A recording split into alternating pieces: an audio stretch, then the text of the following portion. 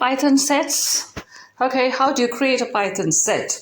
This is for example, here names, variables, storing strings, John, Mary, and so within curly braces and commas, you can do that and then print it out. So you have a set which is by the name of names. You cannot have duplicate items in sets. If you do, it will ignore one of them. It will only take one of the duplicate values.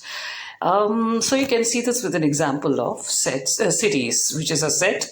I've repeated some items, but only one item will be allowed. It will ignore the rest of the duplicates. Another thing is you have to remember there's no defined order in a set.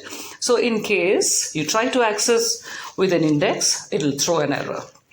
And it cannot be, items cannot be modified in set. So if you try to modify it again, it will throw an error because the index cannot be accessed, so you cannot modify. Value of true and 1 is considered one and same in case of sets. So if you use both, one of them will be taken up, as in the example given here.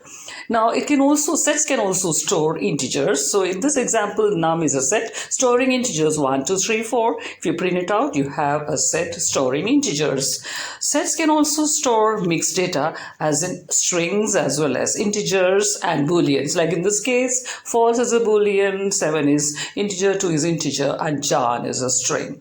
You can also find the length of a set using the len function as shown here. You will be able to get the number of items there. So actually what you can do is you can also find the type or the type of data of the set by using the type function as is shown here. It will definitely show you that it's a set if you use that in your code editor.